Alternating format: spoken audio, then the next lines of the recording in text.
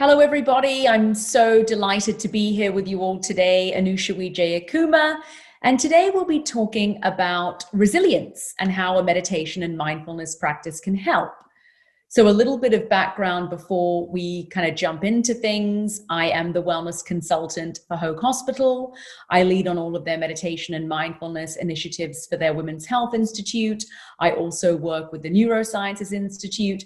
And the work that I am really passionate about doing at Hoag Hospital is the work with our breast cancer patients, both our previvors, our survivors, and our metastatic patients. Introducing these women to the powerful practices of meditation and mindfulness is something that gives me great joy in my life, and something that it is an honor to be here with you all to talk about today. And I think, in these times that are challenging, that are chaotic, and that are uncertain, mindfulness and meditation have been proven to help alleviate stress and anxiety and build greater resilience, both in the physical body and our minds. So let's jump now to talking about what is mindfulness and how can you practice it. So mindfulness is something that you can do anywhere at any time. It is simply bringing your attention to your breath. And you can do that in any moment, be it driving, be it cooking, be it gardening, be it at work. Probably one of the most useful places for us to be practicing mindfulness right now, even for those of us that are working remotely.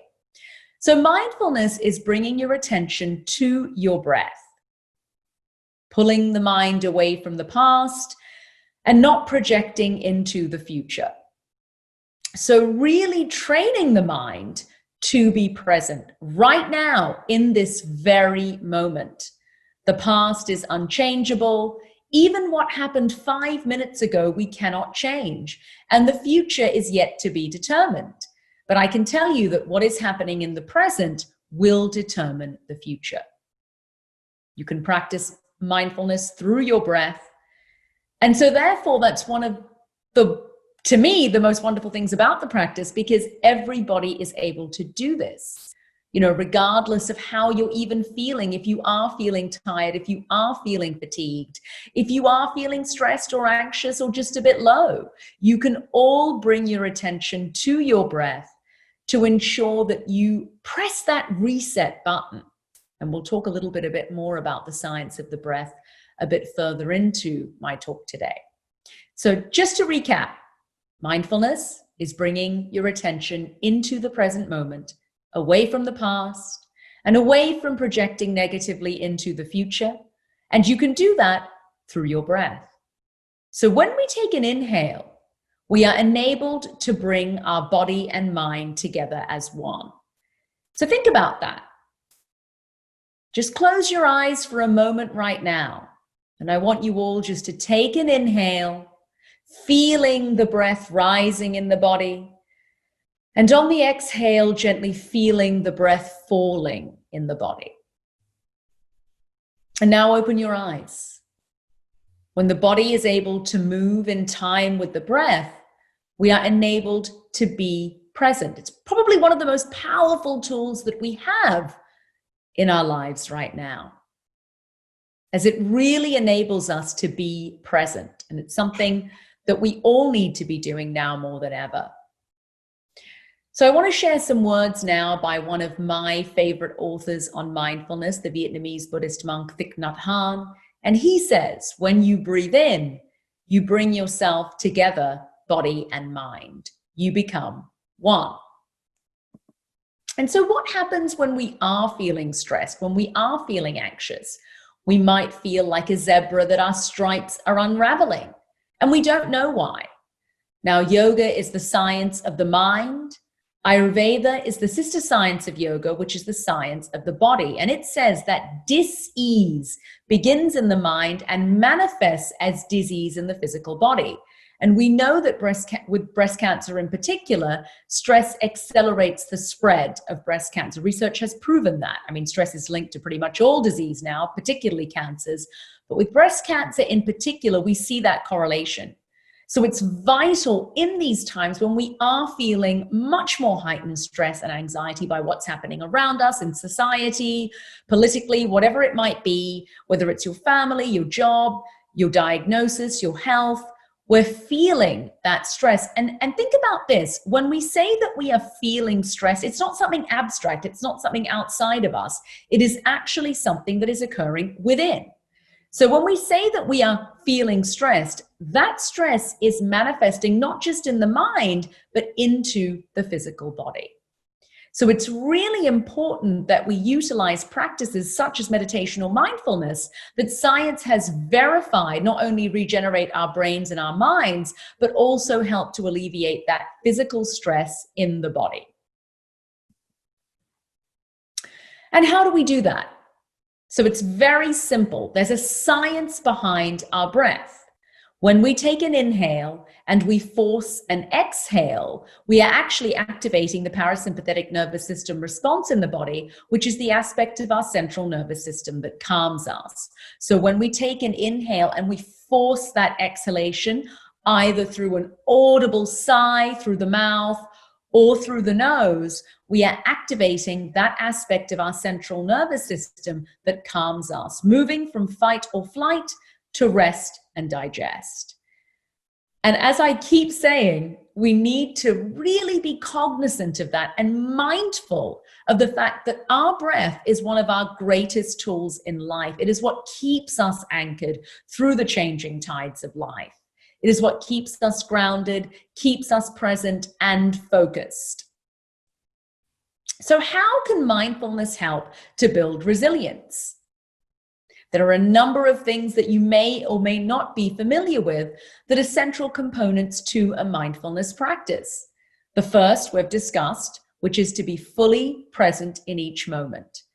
And that might sound like a lofty goal because we know that you're all here listening to me right now in this moment.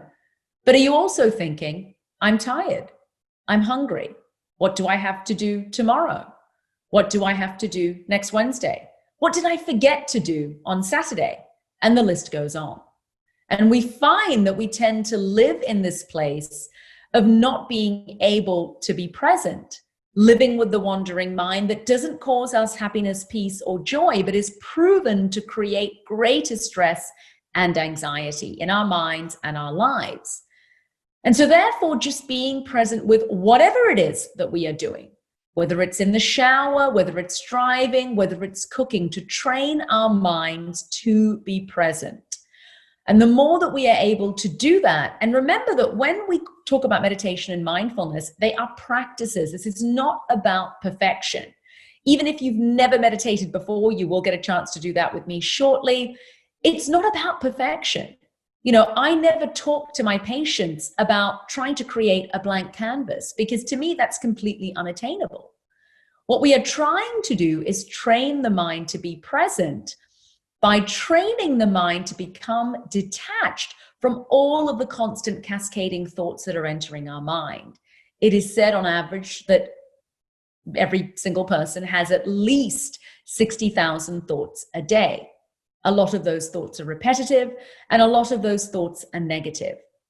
So no wonder we are living in the prison of our own minds. We can't help it. We can't escape from it.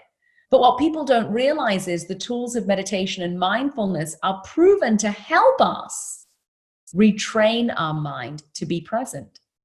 And that is incredibly powerful.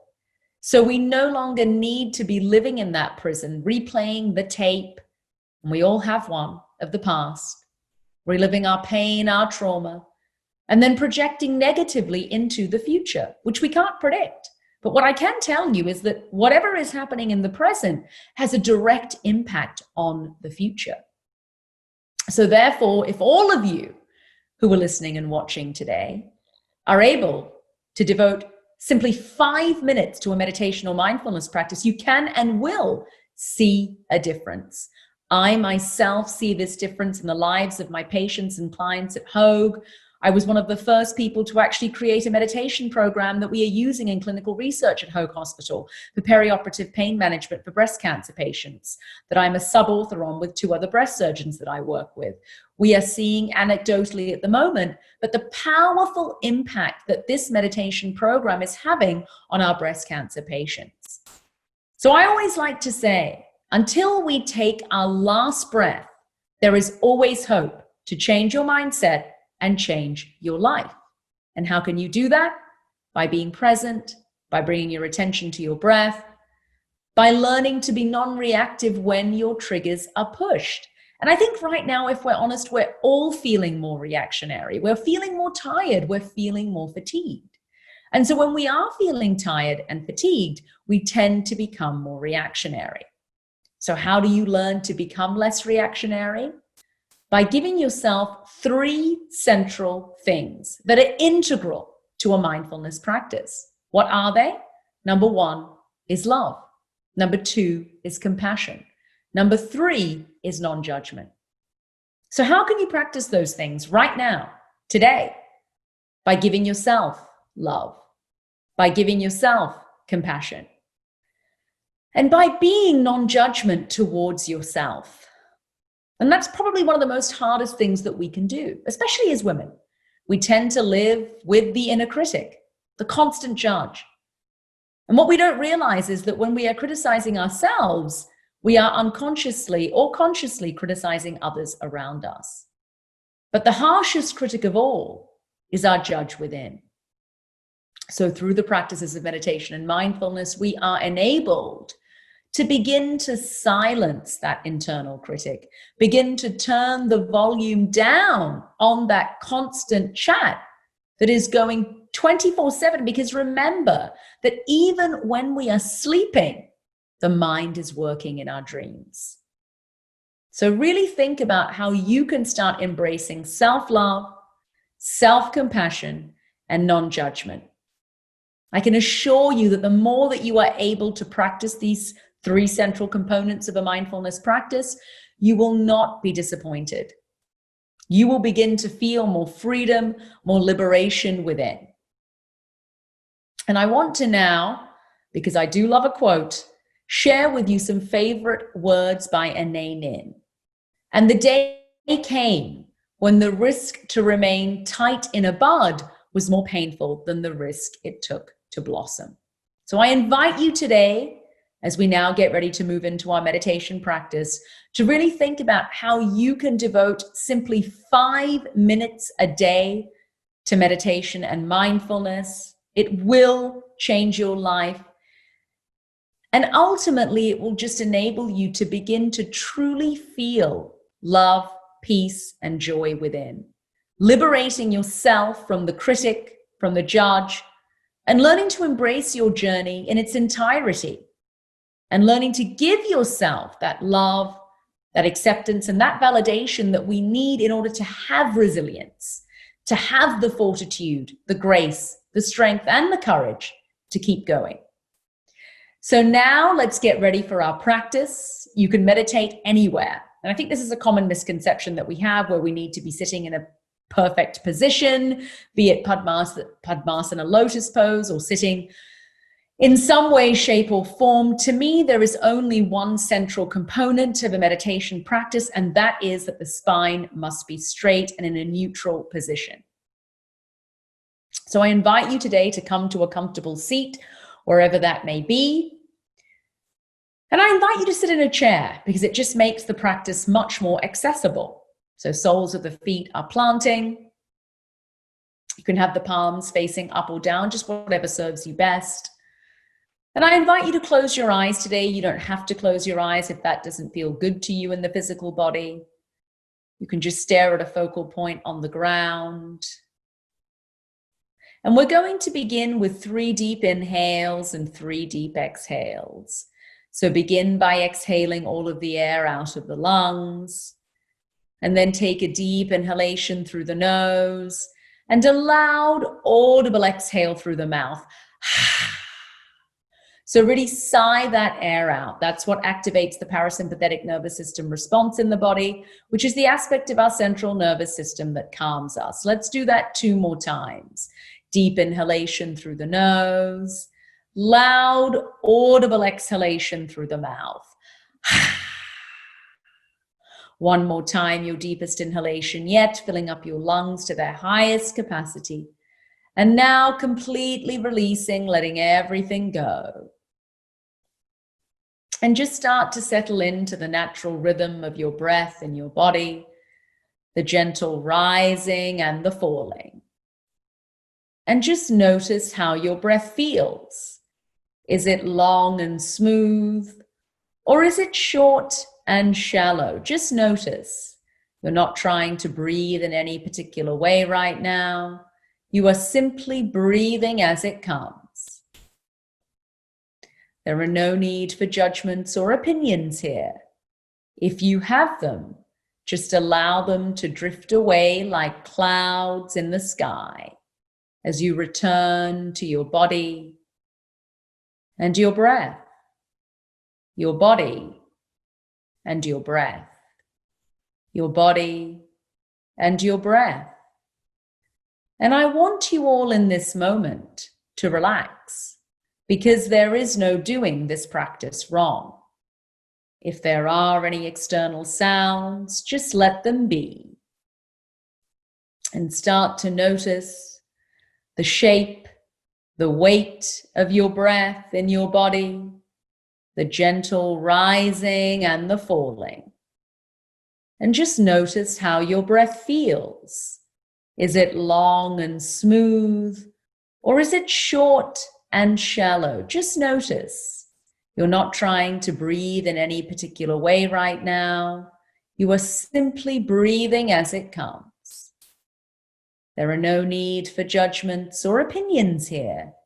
If you have them, just allow them to drift away like clouds in the sky as you return to your body and your breath, your body and your breath, your body and your breath. And you will soon be inhaling for my count and exhaling for my count. So just remember that if thoughts are coming into the mind, that is completely fine and normal. But just allow those thoughts to drift away like clouds in the sky as you return to your body and your breath, your body and your breath, your body and your breath.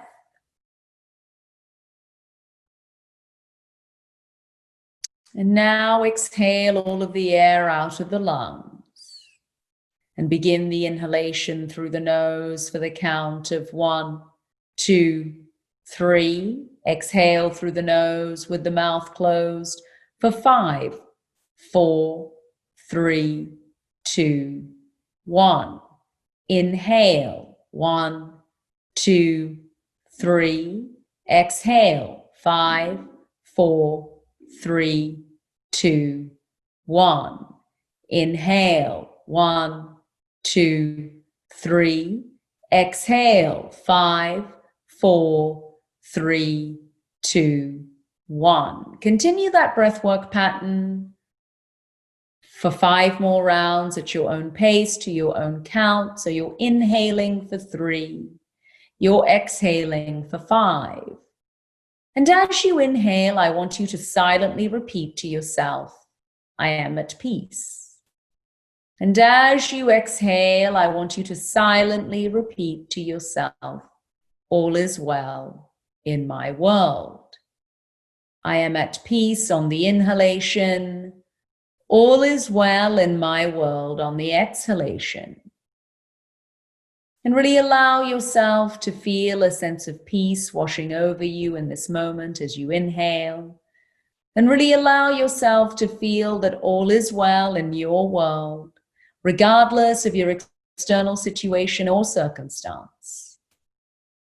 You are at peace on the inhalation. All is well in your world on the exhalation.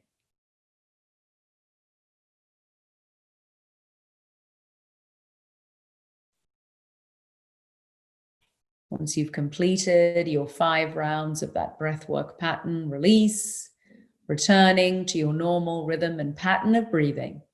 So we take a moment to absorb our practice.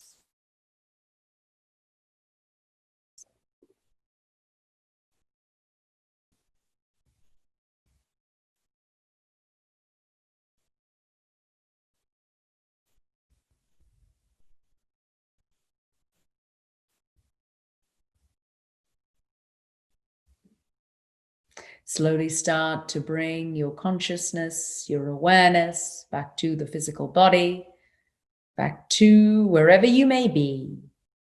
As you start to feel the weight of your legs on the chair, the weight of your arms on your legs, the weight of your head on your neck, as you slowly and gently blink the eyes open, returning to this room. So that's one of my most favorite practices, a very simplistic practice that you can begin to do each day. You can find details of my meditation and coaching program below. And you can also pre-order my book, Meditation with Intention, that is due out in January 2021 by Llewellyn Worldwide, which talks about my work in cancer, talks about my work with survivors, with previvors, and really talks about how adopting a 5-minute meditation practice can and will change your life. All it takes is 5 minutes a day. And all of the practices that are detailed in the book, you can do at home, and they are all 5 minutes. I hope that you will all think of adopting a meditation practice, as it will really help towards feeling greater strength, resilience, courage, and fortitude within. Thank you so much for joining me today.